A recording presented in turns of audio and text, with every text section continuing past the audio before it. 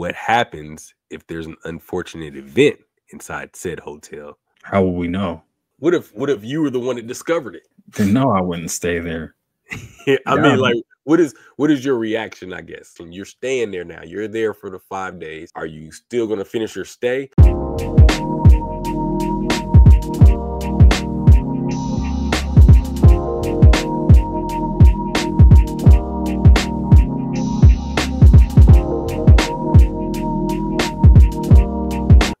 What up? We back for another week of the Rick Jordy Podcast. I'm one half of your host, Jordy. And I'm the other half of your host, Rick. What's popping? Another week. Yes, sir. How you been, man? Been good. How you been, man? Chilling. Same old. Ain't nothing new. Yeah. Valentine's Day just passed up. Yeah, Valentine's Day passed up. Was cool. Went out, had a nice little fancy dinner. Watched movies, kicked it at the crib, So, nice. Yep. Didn't do too much, but celebrated it nonetheless. That's what's up. We Yes, all sir. sick over here, so all sick. That's all bad. So we tried the best to do something in house. Yeah. That was about it. It wasn't too much else going on. Right. It was a family affair. Yeah, for sure. Weather wasn't amazing out here either. I mean, it was kind of cold out, so we couldn't really get out either. So, but being sick and being cold. Yeah. So, Well, the one, I guess the good thing about Valentine's. What's that? It's every year. You got another one. Is that a good thing? It's not, but I'm just saying you got another chance around the corner. I know, right? You don't gotta be sick. You got another year to do it right, I guess. Yeah. For sure. For sure. So I didn't realize I'd be forgetting because that's All-Star weekend too, is Valentine's Day. So I don't know if you watched the All-Star game. No, I didn't. It was all the influencers and stuff, right? Yeah, man. Well, they had the celebrity game. Then they had like the celebrity game. Yeah, they had 3-point shooter. I didn't watch it. I didn't watch the celebrity game. I only saw like a part of it. Okay. I watched the dunk contest. Dunk contest trash. Yeah. Mac McClung, the white boy winning for the third time. Hey, he cold, bro. Third time on Black History Month. Yeah. Yeah. He got hops, don't he? Dog. Because he's not the tallest. No, they said he's 6'2".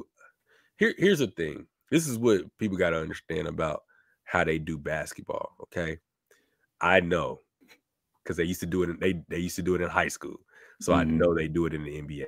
They put your height up, so they'll give you a couple inches. All right, so when I was in high school, we had our rosters. Right, there was a guy. I was really cool. His name is Deontay. I won't say his full name. His name was Deontay. All right, Deontay is much shorter than me. He might have been like your height. Okay, he wasn't close to 6 foot. All right, in high school I was probably about 6'1". So on the sheet they put me like 6'3", 6'2". My sophomore year I was like 6'1". They put me at 6'2". They gave me an extra inch because my shoe. All right, Deontay, they put him at 6 foot. Okay, when I say he was your height, I'm telling you he's your height. Now he was a stout dude. And he can get up. He could jump, but he wasn't 6 foot. But they would put him at 6 foot because he played the post, and so they would list him at 6 foot. And then so forth and so on. So if you're 6'3", they listed you at 6'5", so forth and so on. So in the NBA they do the same thing, right? And it's obvious because they list Kevin Durant at 6'9", but if you ever seen pictures of him standing next to like Giannis, who Giannis is listed at 6'11". If you see him standing next to Anthony Davis is sometimes listed at 6'10", whatever. He's got at least a good 2 to 3 inches of height on both of them. Okay. So he's got to be 7 foot, but he won't say he's 7 foot, and he's always listed at 6'9". So they play with the heights. Now, this dude Mac McClung, they list him at 6'2". I'd say he's probably no taller than 5'11". So I think they should use his real height because it would make it that much greater on like what he did. because he's the first one to three-peat. Now, granted, his competition is not very good, but his dunks are crazy. His dunks are pretty nice. Yeah. Did you get to watch it? No, I didn't. I saw his dunk though over the car, bro. Yeah. And for perspective, right? I think it was Aaron Gordon or is it Blake Griffin? They both probably did it.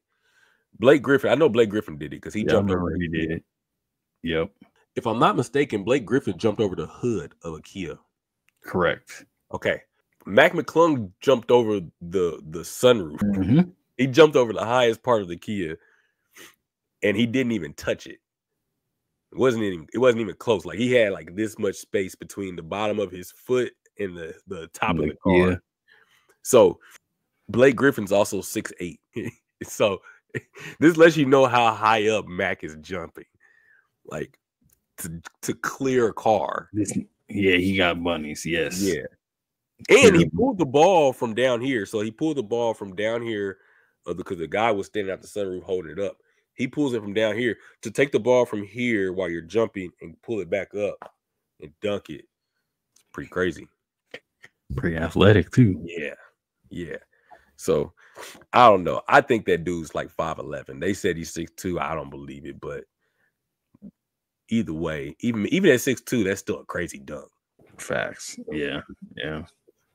So, but no, I didn't see none of the All-Star weekend. What they say next? Mac McClung was the best thing of All-Star weekend. Was he? Yeah. All of his dunks were phenomenal. They say next year the Super Bowl is going to be on Valentine's Day. Is it? Oh, 2027. 2027? Yeah, 2027. I saw that. Yeah. That's going to be crazy. All-Star weekend is done for. Right. Then they did this weird little tournament thing. And then Kevin Hart was hosting it, kind of like hosting it, but not hosting it. He had a lot of like, I don't know. It was weird.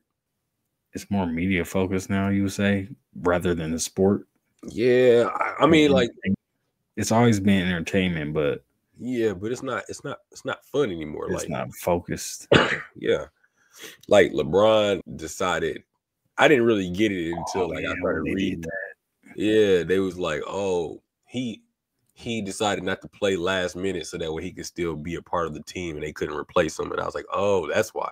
Because I was like, why are they so upset about him deciding not to play? Like, I wouldn't play either if I'm hurt, but it was because of what he did. Like, that's kind of whack because you just took a spot from somebody else that could have been playing and then you could have just sat out, but he wanted to still be in the picture. So he was like taking pictures and everybody's in uniform and he's in street clothes.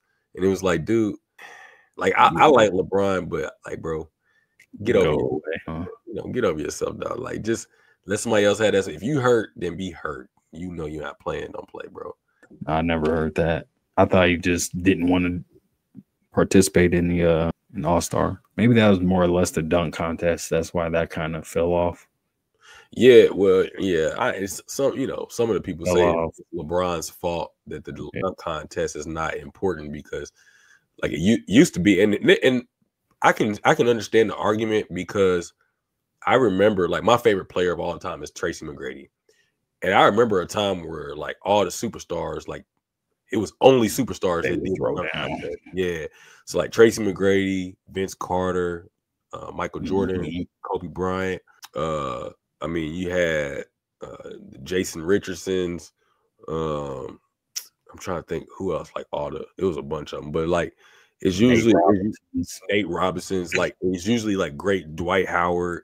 Talk about Aaron Gordon, Blake Griffin. Like it's usually like the really good players, Zach LaVine, that do the dunk contest, and not like Mac McClung.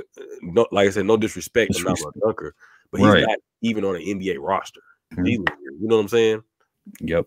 And the guys that are in the NBA that are doing the dunk contest, nobody even knows who they are for real. Like they getting washed by McClung anyway. Yeah, and it's like, well, like I would like to see like Anthony Edwards. Anthony Edwards is nice. Like he'd be cold in the dunk contest.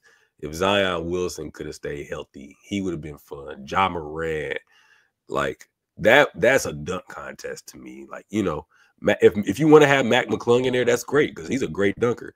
have him compete against those guys though. You know, not the 10th and 11th guys on a bench. You know what I mean? Fair. Yep. I don't know. I don't watch basketball enough to tune into the All-Star weekend, I guess. So it's all boring, bro. The All-Star weekend used to be a big thing. Like when we was in like middle school, even high school. I remember being, it was a big thing. Like, I remember it being when I actually did watch the playoffs and all that. Yeah. Religiously. Yep. That's when it was fun. And then like even like the All-Star game was like on Sunday, watch the All-Star game. It was a big deal because it was literally the best players in the NBA and not just like we're gonna get this dude and this dude. Like it was the best players in the NBA playing against each other, East versus West. It's a real competition. Like this is a real thing. You know what I mean? Now it's just, hey, who healthy? Who wants to play? You know, like it's a pickup game. Basically, it's a pickup game. And it's like part of me thinks it's because like a lot of these guys make too much money now and there's no incentive. Like it's like, well, it's just another game that I could get hurt or, you know, whatever the case may be, you know. And it doesn't, there's no incentive for me to play in this. Like, because I feel like, bro, if I made it to the NBA and I made it to an All-Star game, I'm playing 100% in every one of them that I get. I'm trying to drop 40 because in my eyes, it's like, all right, I don't care if y'all playing hard or not. These are the best players in the world, and y'all said that these is all the best players in the world in this one game. I'm dropping 40 on y'all. In my eyes, if I win MVP in this, I'm the best player in the league. That's how I looked at it. Because every year that Kobe played, like he dang near won the MVP of the All-Star game like every year he played in it. So it was like the award is named after him, you know, like so like to me, the person that wins MVP of the All-Star game is the best player in the league by default, in my opinion. Yeah, that would make sense. All-Star game, MVP, best player in league. If we got the best Madden players in the world to play Madden against each other in a tournament, and you won, who's the best Madden player in the world then? Me. Exactly. That's how that works. To me, that's how that works. You're the best player. It doesn't matter what anybody says. So to me, the logic applies across anything. If you get the best players in the world to play in one game and you're the MVP, then you're the best player in the world. That's how it works for me. Facts. So yes, sir. But anyway, it was whack, man. They can get rid of the whole All-Star weekend, just like in the NFL. They can get rid of that Pro Bowl stuff. I'm cool with all that. Like, yeah, the Pro Bowl's been whack. Yeah, never. Somebody said, yeah, the Pro Bowl's been whack for a long time. That used to be good back in the day, though, too. I used to like watching Pro Bowl. But I saw somebody post about Pro Bowl. They said that they should do away with Pro Bowl and instead make that week, like you can do all the little activities and stuff, but that game should be played between the losers of the AFC and NFC games for like basically like you don't get a trophy or nothing like that, but it'd be like, all right. So like it would have been the Bills versus the Commanders. And that would have been your game before the Super Bowl. So that way you could actually have a competitive game. Like they can play for something. I don't know. Like they said like the NFL Cup or something. I don't know. Whatever it was. That would be cool. That would add additional important game. I'm sure that would bring more money than the Pro Bowl weekend. Yeah, for sure. Because bro, the Pro Bowl, nobody like even like all right, if you look at the AFC roster, none of the top quarterbacks played except for Joe Burrow. Like it was Joe Burrow and then not Baker, it was Joe Burrow, Russell Wilson, and Drake May, the rookie quarterback from the New England Patriots that won 4 games this year. And he played only like half of the season and he was in the Pro Bowl. You know what I mean? And he played in the Pro Bowl. And then on the other side, it was like Baker Mayfield and not Kirk Cousins. It was Baker Mayfield, Jared Goff, and somebody else. I forgot. But it was whack, bro. It was like, what are we doing? Like these are not the best players. Like these are not the best quarterbacks in the league. Joe Burrow's the only one, but none of the quarterbacks that played had I mean, none of them were even playoff quarterbacks. Yeah. Except for Russell Wilson, and that was barely. He got pushed out in the first round. Right. So it was like these are not even playoff quarterback. Jared Goff was Lamar at. Yeah, that's what I'm saying. Like Lamar playing Josh Allen. If Josh Allen's not, he should be playing. Who else? I mean, Burrow could have played, so that could have been your 3 there. On the NFC side, Jared Goff deserved to be there because that team was good. Detroit was really good this year. You could have had Matt Stafford. Matt Stafford had a cool little season. I guess Baker Mayfield did cool, but I don't know. I don't even know who was really good on the NFC side for. I guess maybe they probably. I think Sam Darnold, but Sam Darnold was. Who's Sam Darnold? Exactly. Just he was the quarterback for the Vikings this year, and they did really well. But they tried to put him in the MVP voting, and I was like, he's not like that, bro. Mm-hmm. He's been in the league for years, and he's had this is his first good season. Damn. He was a backup for a long time. Like he got drafted by the Jets, and then he just bounced around from team to team. Okay. Yeah. Man, that makes me realize I haven't really kept up with football since I played fantasy then. Because all these names. Yeah. Besides the big ones, I don't know nothing. Bro, it's that's how I feel about the NBA for real. I don't even know who these players are anymore. Like once you get past like Luka's generation, the Luka Doncic, that era, that draft class, I don't even know who these other people are. Mm. Like I know Anthony Edwards, but I don't know anybody from his draft class. Yeah, man. I mean, you're just gonna have to figure out as time goes, I guess, and they start making names for themselves. But no, I'm done with the NBA, bro. Oh, you done? This mug is boring, bro. It's boring. No, it's boring. They play 82 games. Like I don't watch an 82 game season because nobody plays. That's the thing. There's no incentive for them to play hard. Like there's no incentive. They don't start playing hard until they're trying to get a playoff spot, and then they play their best in the playoffs. But that's the only time I watch is during the playoffs. Yeah, that's really if I watch it, it's during playoffs. Yeah, I'm not watching 82 games of bad basketball. I'm not doing it. Like it's the most boring. Like you see, there's one night where let's use the Lakers, right? If I'll watch the Lakers, and they might win one night 132-97, and then they'll play the same team 2 days later, but they'll be on the road, and then they lose 82-125, and it's like, what are we doing? What is going on? But LeBron played, but at the time when it was 80, AD was hurt, or like it would just be. I was like, bro, what are we doing? Like, I can't do this, man. Y'all need to cut this season down. Let's do like the NFL do. Y'all do like 20 games, and let's get up out of here because it's 82 games. They don't want to be there, and I don't want to watch that much.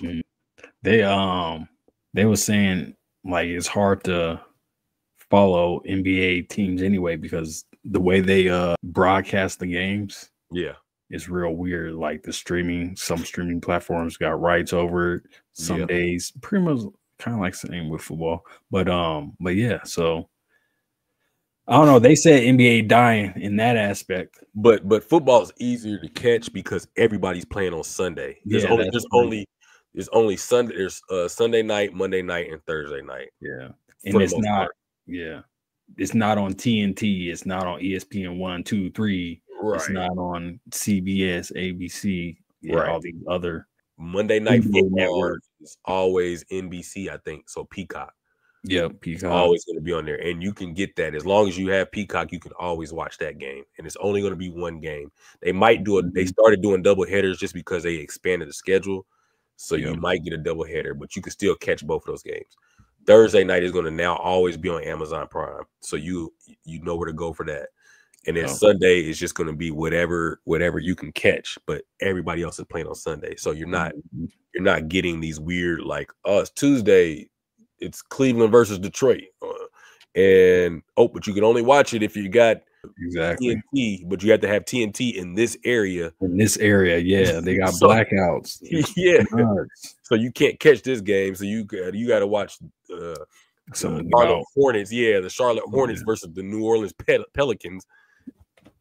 I don't care about them. But LaMelo's not playing tonight, so you right. So really, now you really don't care. Yeah, like what? So I don't get to watch the two good teams. I got to watch these two terrible teams, and the superstar player that I would want to see is not playing. No, turn this off, man. Yeah, the NBA is done for, bro. They're done for. Fair enough. I'm over that. Man, last time I sat through a full game is when I actually went and saw the Nuggets play in person. So that I would like to go to a playoff game though, because the playoff that's dope. It was fun. That was super dope. And you got to watch LeBron play too. Yeah, that was crazy. That's dope. Crazy. Yeah, that's something that you can always say now. You can always say that you got to watch LeBron play in a playoff game. Mm-hmm. And you got to watch Jokic. Yep. Was that the year they won? You went to one of their finals games, didn't you? Uh-huh. Yeah, I did. And they played Miami, I think. Yep. That was the year they won. Miami. That was the year they won. Yeah. I went to game 1 or 2 of that finals. It don't matter. Just you could tell people that you went to the game that they won. They won it. Just say that. It don't even matter. You went. So. Yep. Crazy. Shout out my cousin. That's dope, bro. Yeah, man. Dope. That's a crazy thing to say that you went to. Yeah, I went to one of the finals games. Yeah. But outside of playoff basketball, it's washed. But speaking of washed, I guess not washed, sunk. Sunk? All the same thing. Hey, did you see what I sent you? Because I did want to ask you about it. They're doing submarine tours. Yeah, I did see that. See that clip. Would I do it? Yeah. Damn. What? No, probably not. If it's not a suitable submarine company. So hold on. Is it like that dude was doing his own tours? No, I think it's I think it's like you can host parties or something like that. You can host parties. You can take cars. I'm trying to maybe see. it was just saying it had enough room to. No, it's yeah. Because I was hearing somebody else talk about this, and I was like, oh man, that's kind of interesting, and it made me think about it. Like, would I try it? And I was like, I don't know, because we'd already talked about the space station. I said I'm not doing that. Right, and it's kind of similar, right? It's very similar. It's very similar. It's a similar concept, except you're just going down in the water. Why? And so, I don't know if I would do it or not, but it is intriguing. The only reason why I don't know if I would do it or not is because I can't find the video on here for some reason. But the only reason why I don't know if I would do it or not is because of what happened to that people that tried to do the Titanic thing. I'm saying. And so that's the part. Like, if that hadn't happened, then I would be more inclined to do that over the space stuff. Yeah. Only because submarines have been around for a long time and have been proven to work.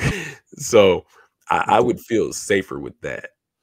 Especially if they're foolproof enough to use for military, then Precisely.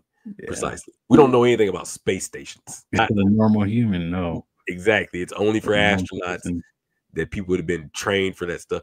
That's a whole different thing. Submarine, that has been a little bit more, I don't know, that's been a little bit more proven. And if it's not, I don't know how deep it goes, but if it goes, somebody made a valid point. If it's not going deep enough to where, like, if it go deep enough to where it's like, all right, if something were to happen that you could still swim yourself to the surface. Yeah. Because in space, if something goes wrong, that's it. Yeah. Yeah.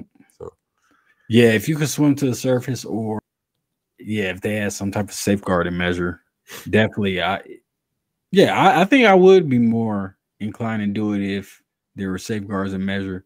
If I know we're not going a couple miles down and over some huge void in the ocean, in some dangerous spot. That's it. I think I agree with that. As long as we're not doing something crazy like that, like it has to be, and they would have to be near. It still have to be near land. Like I don't want to be out in the middle of the ocean. Yeah. Like I want to be like, all right, you could swim. What's the I don't know, what's the furthest that a human can swim? Human can swim, yeah. Man, they do that.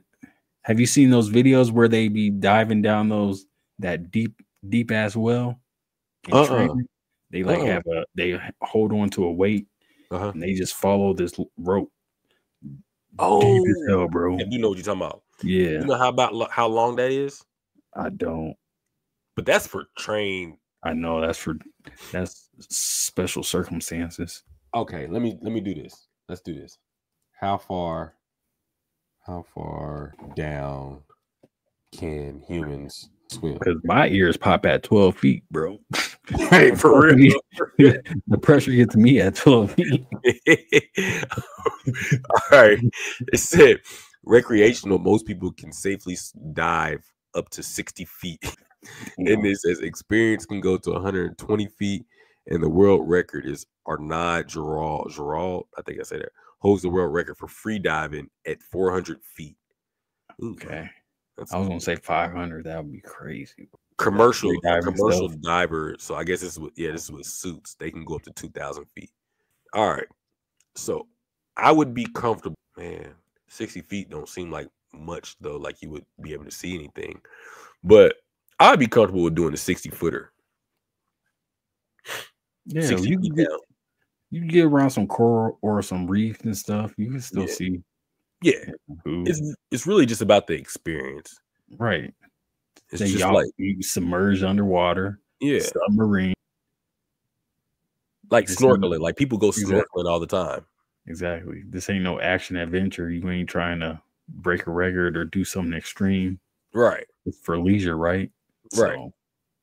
So safely I would do that, and then we have to be at least. I can't swim a mile, so we got to be at least whatever 100 meters is. I could kind of do 100 meters in portions. Well, that'd be about 300 feet. Is it? Is that what 100 meters is? I think about 3 feet in a meter. Really? Meters to feet. You're right. 100 meters is 328 feet. Dang. Engineering, boy, because I did not know that. Okay. So yeah. I'm good with that then. So 60 feet down, 300 feet out.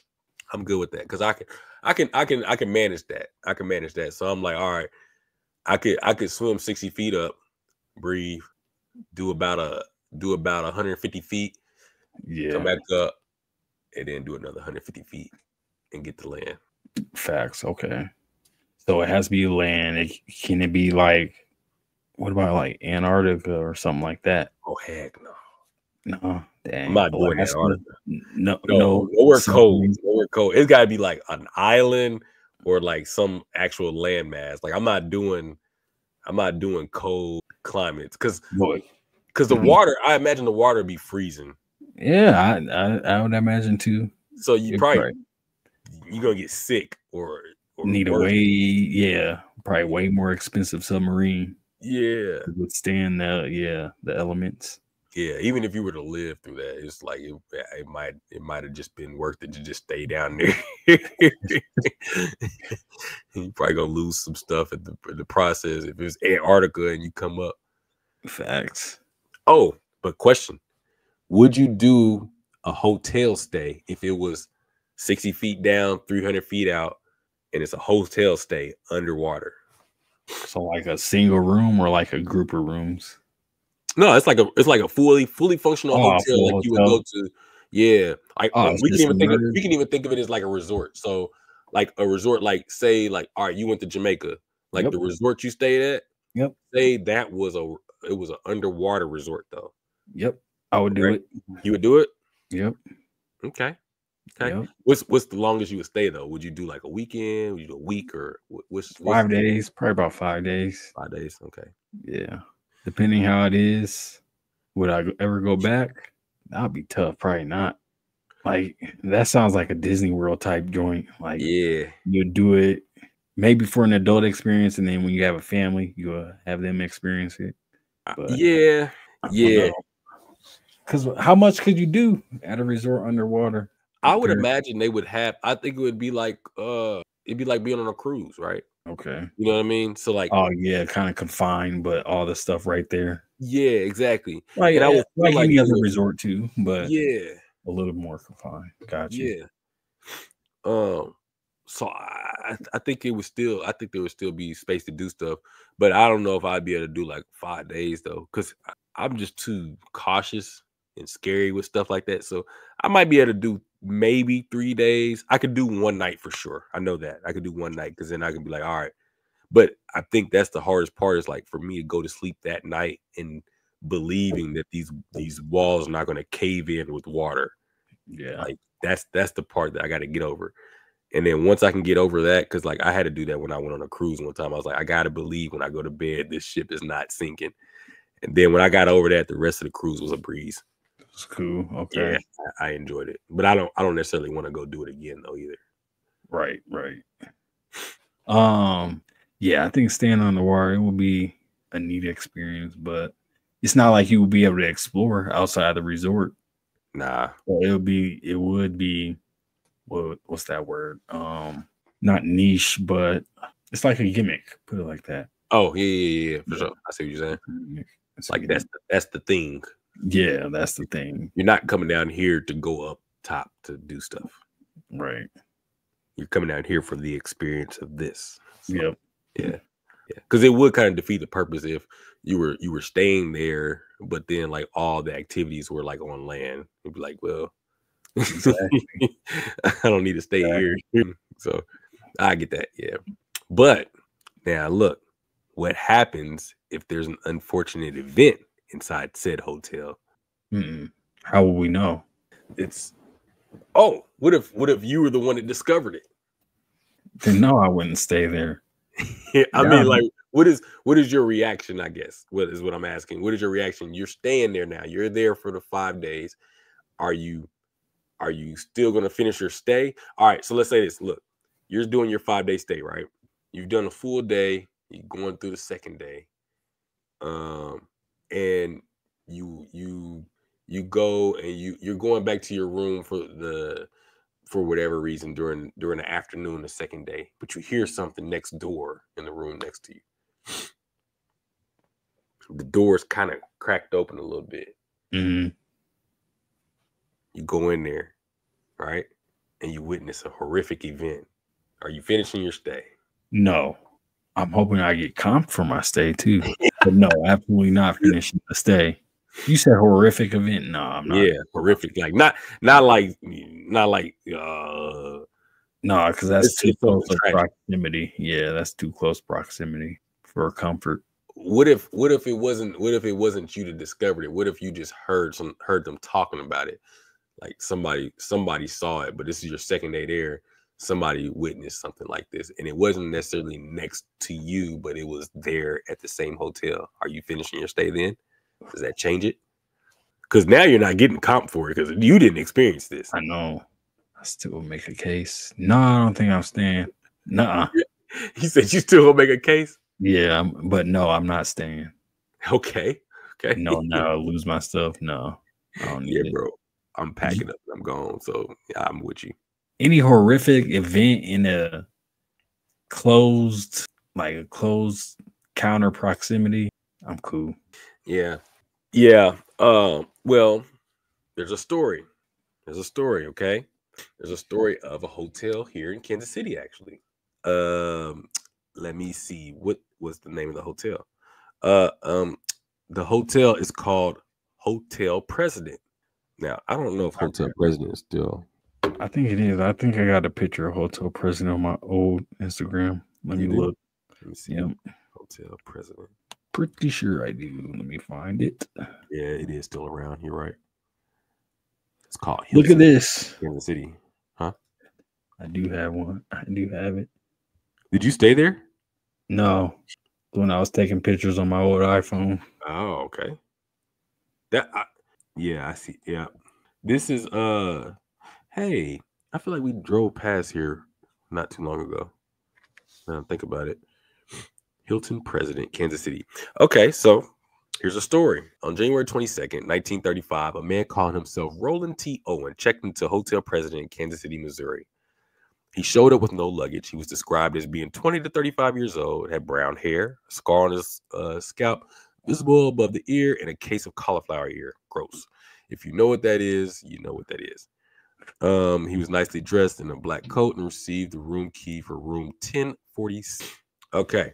So then there's all these, there's a whole story basically. There's these, it's just when the maid, Mary, said Owen allowed her to clean while he was in the room, but asked not to lock the door behind her because his friend was about to visit the room very soon. She said he kept the blinds tightly drawn, the lights off when with the exception of one dim lamp. Other staff members who entered the room mentioned that same detail. She also mentioned that Owen was either worried about something or afraid, and was always wanted to kind of keep in the dark. She came back with towels. Was completely laying on the bed. Owen was laying on the bed, completely dressed in the dark with the door unlocked. She also saw a note that read, "Don, I will be back in 15 minutes. Wait." The next morning, she came back to clean the room. She noticed the door had been locked from the outside and assumed Owen had locked it while he was leaving the room. However, Owen was sitting inside again with the lights off, which meant that someone else had locked the door from the outside of the room. She was cleaning. Owen answered the telephone call and said, "No, Don, I don't want to eat. I am not hungry. I just had breakfast." Repeating, "No, I am not hungry."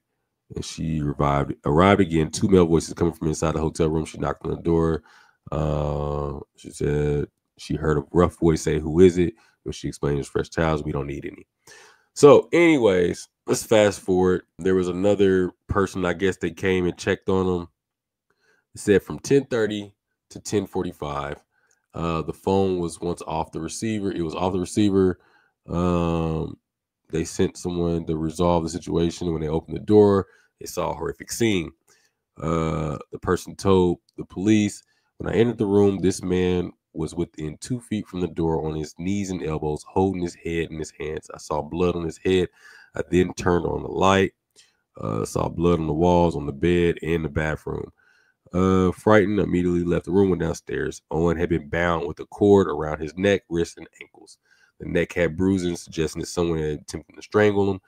He had been stabbed more than once in the chest above the heart. One of the wounds had punctured his lung. Blows to his head had left his skull fracture on the right side." Let's see. Then the doctor, I guess when they got him to the hospital, says Dr. Flanders cut the cords from Owen's wrist. I guess it's not even at the hospital then. This is still there. Dr. Flanders cut the cords from Owen's wrist and asked him who had done this to him. "Nobody," he answered. When then asked what had caused these injuries, Owen said he had fallen and hit his head on the bathtub. The doctor asked if he had been trying to unalive himself. After saying no, Owen lost consciousness and was taken to the hospital. He was completely comatose by the time he arrived and passed shortly after midnight on January 5th. Although Owen's true identity was revealed a year and a half later as Artemus Ogletree. No suspects have ever been identified, and the Kansas City police continue to investigate. So something's weird though, because after midnight, January 5th, they said on January 22nd, 1935, a man calling himself Ronald T. Owen checked in. How real is this? Was he staying there for a year? Because it said on January 22nd, and then January 4th. It must be second, right? Yeah, it has to be. So he must have checked in on the 2nd, and then on the 5th is when he passed. Yeah, it was on. I looked up on Wikipedia. It said January 2nd. Okay, all right, that makes all right. Now that's one. We solved one mystery. Yeah. So write down in Power and Light, y'all. Write down in Power and Light. Yeah.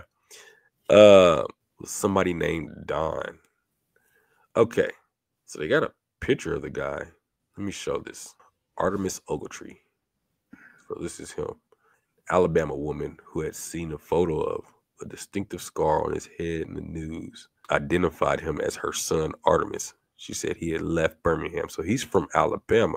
At the age of 17, to hitchhike to California. Later, she received 2 letters reportedly from him, some from far away as Egypt. In August, a caller claiming to be from Memphis, Tennessee, told her that Artemis was in Cairo.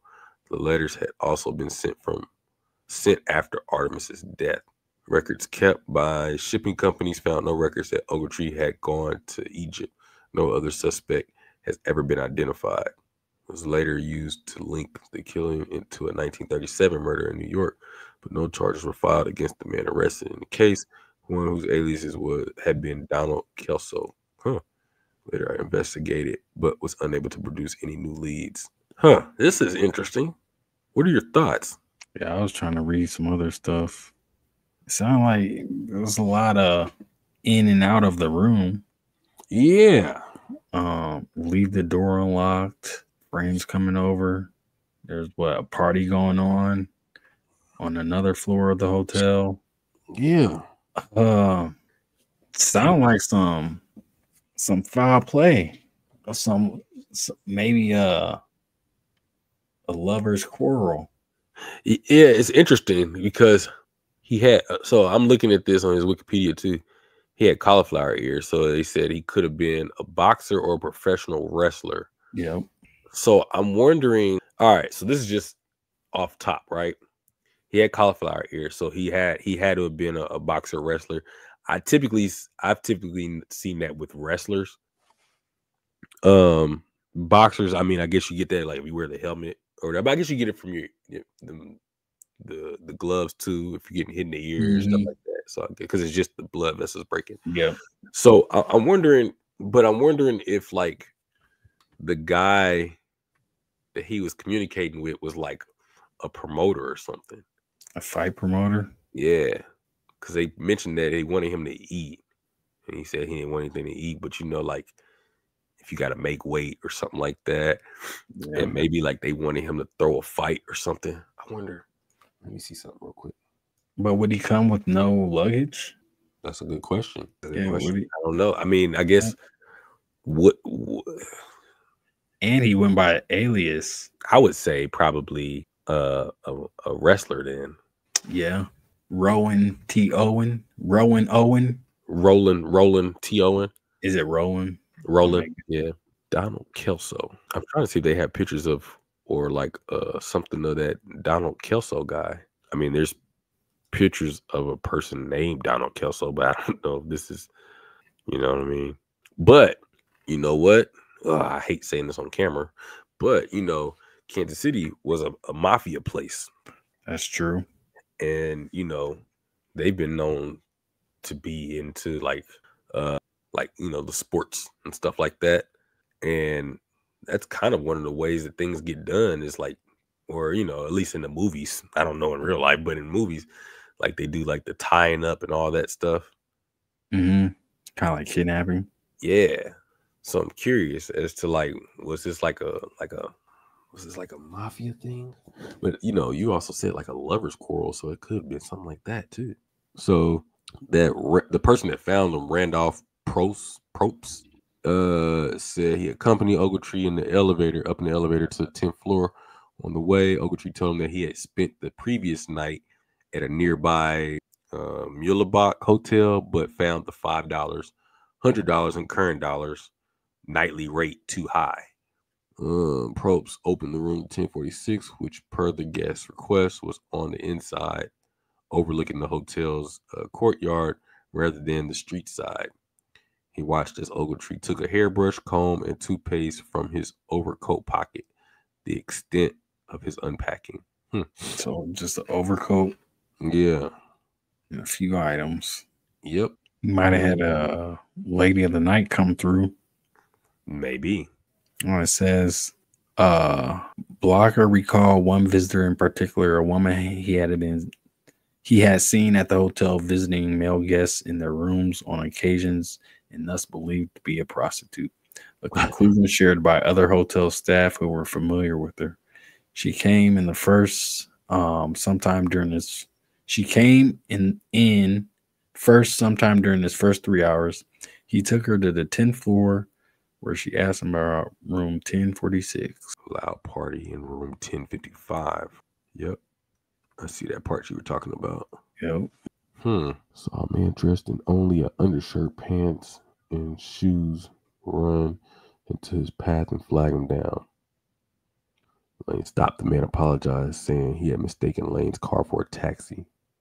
"You look as if you've been in it bad," he observed. The man swore he would kill someone else tomorrow, presumably in retaliation for whatever had been done to him. In the mirror, Lane saw a deep scratch on the man's arm. He also noticed that he was cupping his arm, possibly to catch blood from a more severe wound. Nearby intersection 12th Street and Truce Ave, where taxis were often waited for fares during the overnight hours, Lane stopped and let the man out. The man thanked him, got out, and honked the horn for a taxi. The body, he saw the same scratch on the arm and went to the police, telling them he believed Ogletree had been the man he picked up.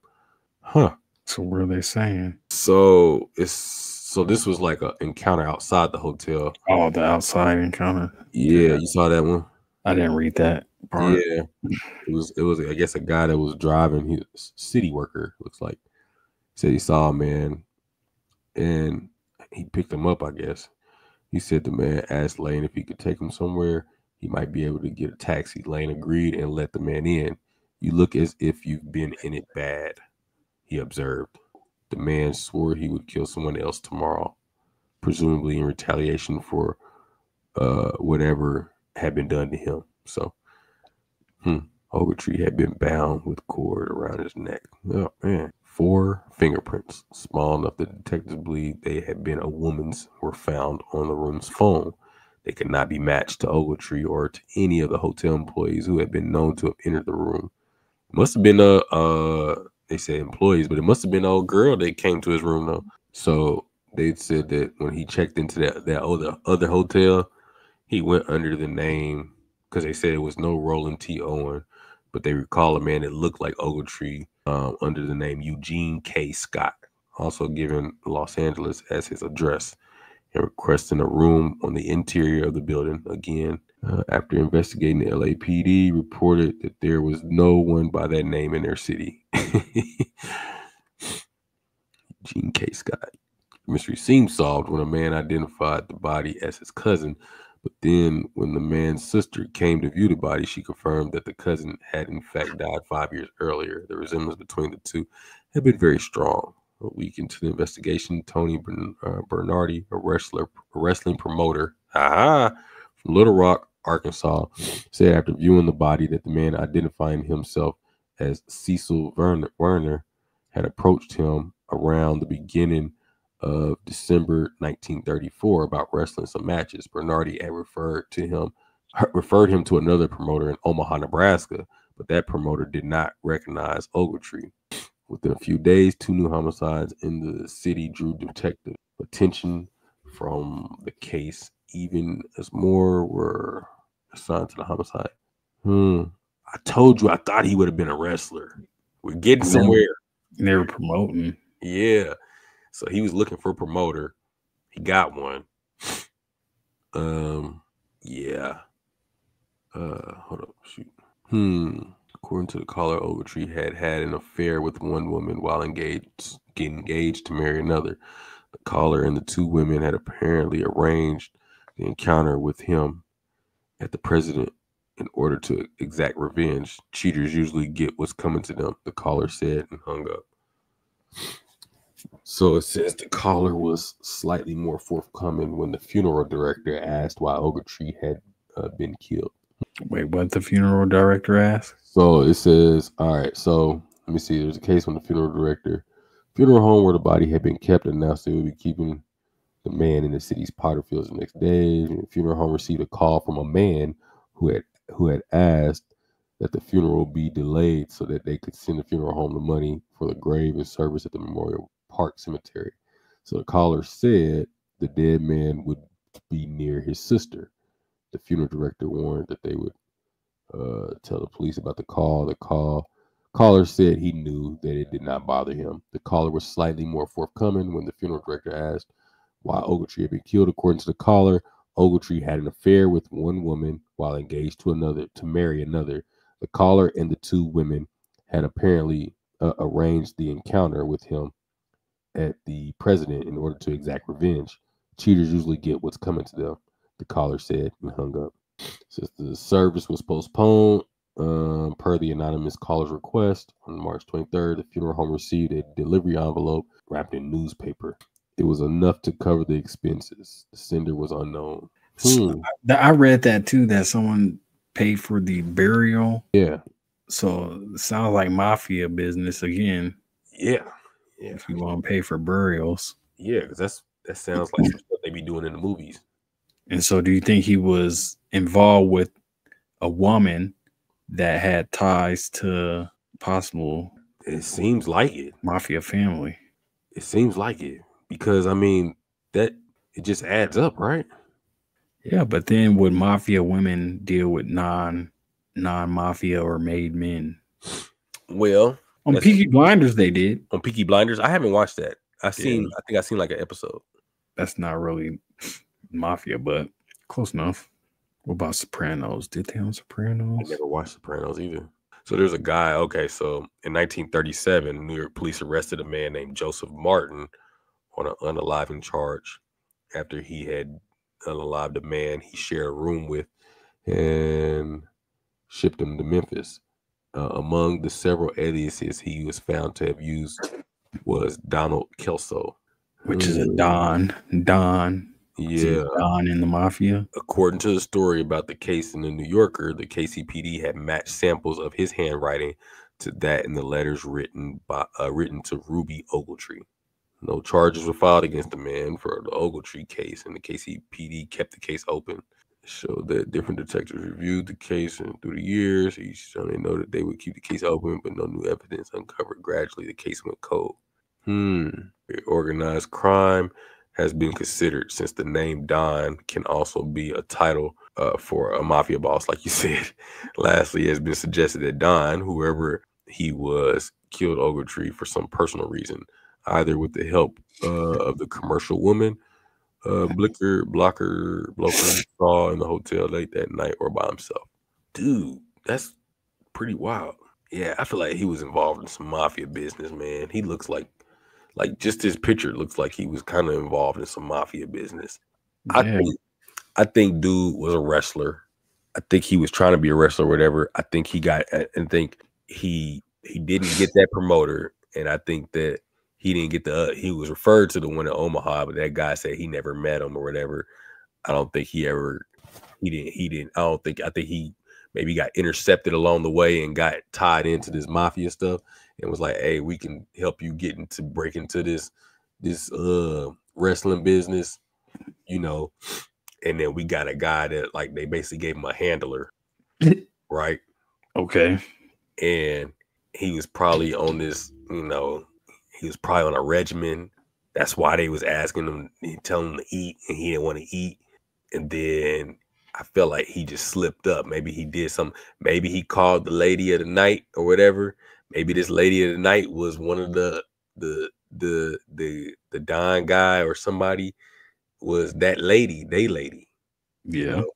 Maybe they was like, oh, so that's how we playing it. Because maybe she wasn't a lady of the night. Maybe it was a lady that was with them, and he saw her. He went, you know, they had a party, and he was probably like, oh yeah, you know.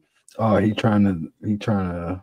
Yeah, I'm trying to holler, you know. No, that's something that's off limits. He told her to come to the room or whatever. She came to the room, you know, whoop-de-whoop. And then, you know, they found out about it. It was like, oh, we playing that game? Bet.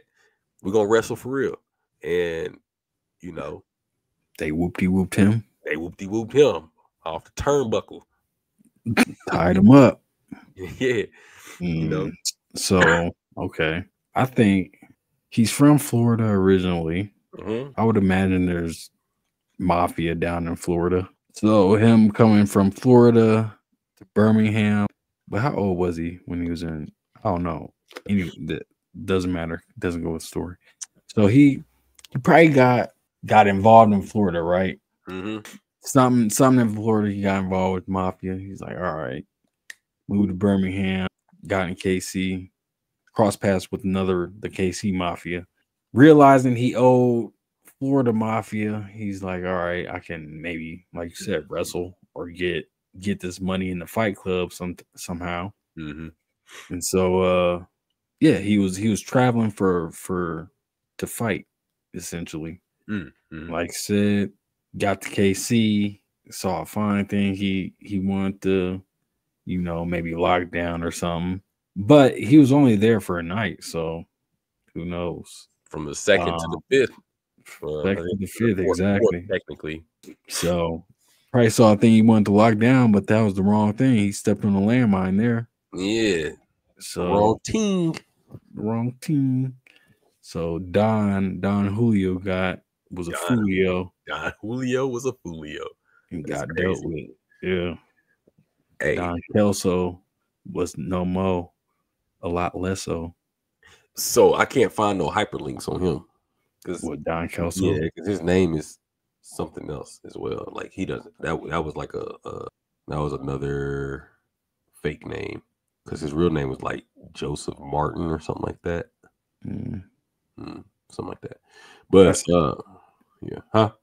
No, I was going to say let the viewers do a little research about Don Kelso. Yeah, man, y'all go do some digging for us. Do some digging. See if there's more pieces to be put together. Yeah, y'all can start at Artemus Ogletree. Go look him up and then start digging from there. I'll give you the whole story. Facts, Artemis to Don. Yep. Yeah, and then you could dig from there, and then y'all give us the information that y'all find, because we can only take y'all so far. Yeah. we usually leave y'all with more questions than answers. It's unsolved for a reason. Right. We are not paid to do that. Again, we are not the sources of we just do it for the fun of it. Facts. Well, let's get to the wiki. All right, sounds good. That was fun. I never heard of that case. That was interesting. It's sad that it's a sad story. We want to say this. This is a sad story. We don't want to like poke fun at it. We're more so laughing at the fact that we can't solve none of this stuff. Right. We be looking it up, but we can't solve it. Like, what are we gonna do? Yeah, but yeah, we don't like when people lose their lives and stuff. But that was what the story was. So yeah, we can start. President Hotel, Kansas City. You want to start down Hotel President? Okay. Yeah, it definitely has a wiki. President Hotel. Yep. Or Hotel President on Wikipedia. Yes, sir. And then what do you want to go to? Caviar? Caviar, that's a good one. How do you even spell that? Is that how you spell it? Oh, is that what caviar looks like? What? Orange or black? I see both actually. Oh, that's gross. This is the stuff that be so expensive? Yep. What? I think sturgeon. Wait, mother of pearl caviar spoons. You can taint the taste of caviar? Oh my gosh, are you kidding me? 2.2 pounds can be sold for $1,500. Well, hold on. What? Caviar is expensive, bro. 2 pounds? Yeah. Can be sold for over 30,000? Some types, I guess. Does it taste good? Like, what does it taste like? Have you ever had it? I've never had it. Better taste good, bro. All right. Yeah, Hotel President. I think so. Yep. Yeah. Hotel President to caviar. All right. 3, 2, 1. Wiki. How do you even get to caviar? I know how. Excuse me. I think I know how to. You think so? Yeah. What was you know what? Hold on. I know what to do. What? I would tell you, but I don't think I can. Jazzy baby. Mustard. Yeah. Have you ever thought about like the certain things that people eat where it'd be like, all right, yeah, let's try this out. Like, who was the first person to think like, man, hey, fish eggs? Some goof. Because it don't. Maybe it's out of necessity, like chitlins. But chitlins ain't going for 30,000. Right. 2 pounds ain't going for 30,000. Like, but if caviar is just fish eggs, can't you just get that out of any fish? I'm sure you want some goldfish caviar. I'm just saying, like, bro, like, all right. So if you eating salmon, tuna, whatever, I mean, Can't you just cut them open, get the eggs out, do your thing, and then you can still eat the fish too? I've never had sturgeon, so I don't know what that tastes like. But I don't know. You probably low key, yeah. You probably could get caviar from any fish. Because I'm assuming it's not just a specific fish egg, is it? It's just fish eggs, right? That's what I thought. But I mean, I guess I don't know. I've never had it. I haven't.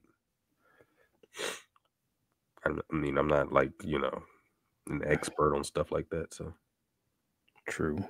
I'm trying to figure out how to get to. What's up? I was trying to go to. This was not what I was looking for. I just screwed myself. You too? Me too. Man.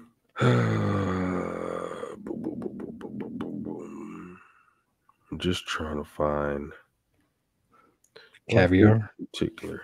Well, yeah, I mean, obviously caviar, but I mean, I had an idea on how I was gonna. Oh, you already got there. Yeah, how'd you get there so fast? Just did it. that wasn't. Well, it feels fast. I appreciate it. That was fast. I mean, we just started like 5 minutes ago. Yeah, that was actually a faster one. Yeah. I took the Kansas City barbecue route. Really? Oh, yeah. How do you do that? All right, I'll tell you. So caviar, salmon as food, chum salmon. That's where I messed up. I was like, I don't know, but I found salmon as food. Chum salmon, fish as food, Kansas City style barbecue, Kansas City, Missouri, Hotel President. Oh, I was way off. I was in like Niagara Falls. Like I'm trying to go into lakes. I'm trying to find lakes and stuff like that. And like I'm just trying to find somewhere where there be fish. I didn't even think about going to barbecue and like taking the food route. Yeah, food route. I was like, that was smart. KC barbecue. Gonna have to have like food categories through there. Yeah, that was smart. I didn't even think like that. I wasn't putting barbecue and caviar in the same. I know, right? It's not the same culinary experience. It's not. It's not. But it's all in the same broad category of food. So, yep, that's smart. Yep. A lot closer than Niagara Falls, I'll tell you that. Which fish can you find in Niagara Falls? That's what I was hoping to find. I didn't even see anything about fish on there. It was taking me to Niagara Falls Park, something else, rivers. I still didn't find fish. I was like, that's funny. That was a good one. That was a good one. All right.